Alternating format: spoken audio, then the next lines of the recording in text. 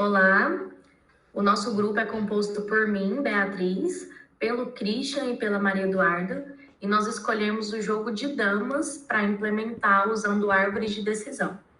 Eu vou explicar um pouco como que nós dividimos a estrutura da nossa aplicação. Nós fizemos 3 arquivos. O primeiro é um header, que é um cabeçalho, que contém ali a definição das estruturas do tabuleiro, né, como o tamanho, a cor, que nós definimos ali como o X e a bolinha, como vocês vão ver logo depois. E mais algumas definições também de jogada, onde vão ser armazenados ali a linha e a coluna de origem e destino do tabuleiro. Então, foi nesse arquivo que a gente criou essas estruturas. A main é a nossa função principal do programa, né? É nela que vai ter a função que inicializa o tabuleiro e é onde também vai ser impresso o menu para que o usuário escolha a opção que ele deseja, né? E a partir daí a gente tem o jogo.c, que é onde de fato tem todas as funções do nosso programa, onde a gente desenvolveu e implementou todas as jogadas e a decisão ali do computador no jogo com uma pessoa, né, com um humano.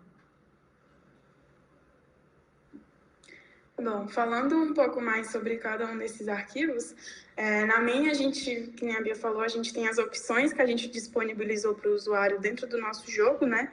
Então a gente tem a opção de iniciar um jogo, de carregar um novo jogo, de salvar o jogo atual, né? O jogo que ele já está jogando, e de encerrar o programa. A partir desse menu que a gente apresenta, o usuário seleciona a opção que ele deseja ali executar.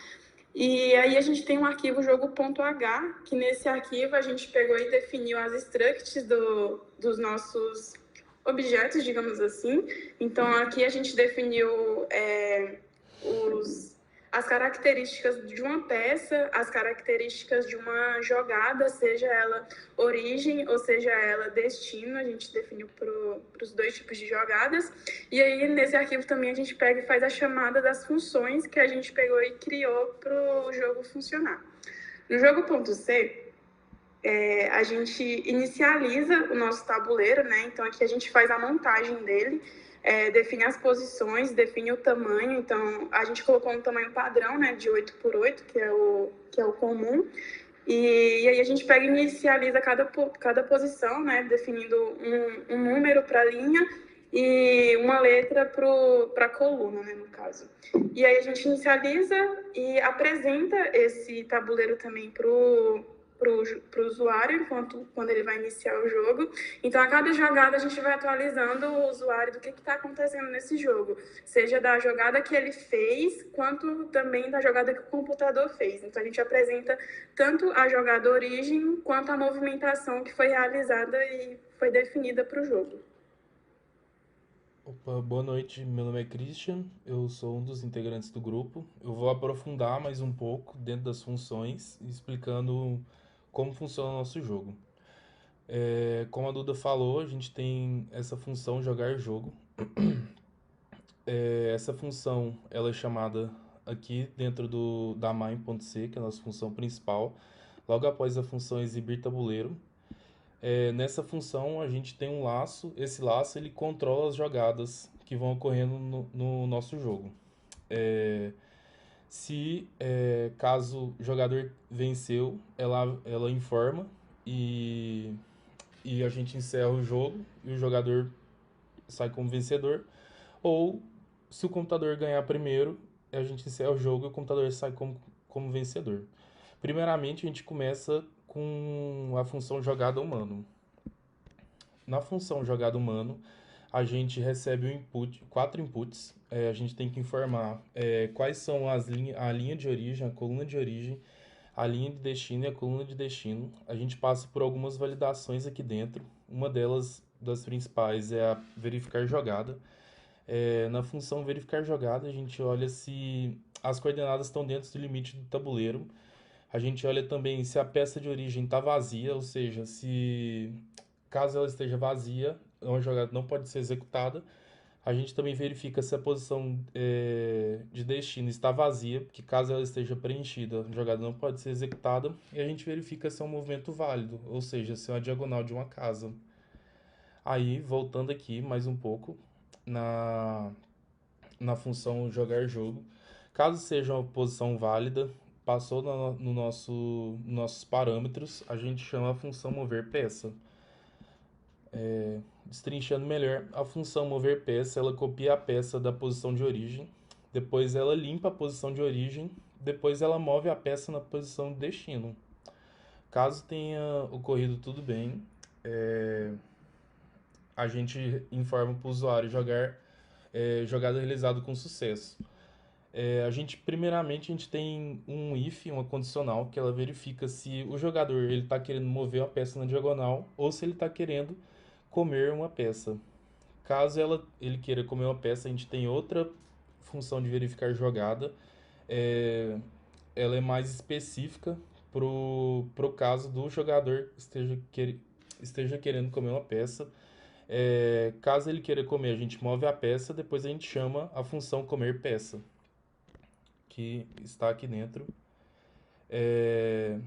Essa função comer peça, ela limpa a posição da peça comida e informa ao usuário que ele comeu a peça do oponente.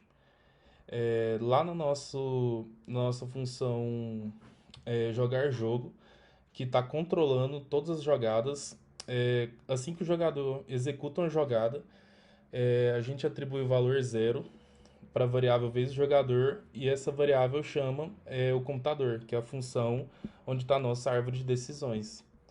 Ela é mais complexa um pouco. Ela faz todas as validações para ver se o tamanho do tabuleiro, se a jogada do jogador está dentro do tamanho do tabuleiro, se ele realmente é o computador ou jogador,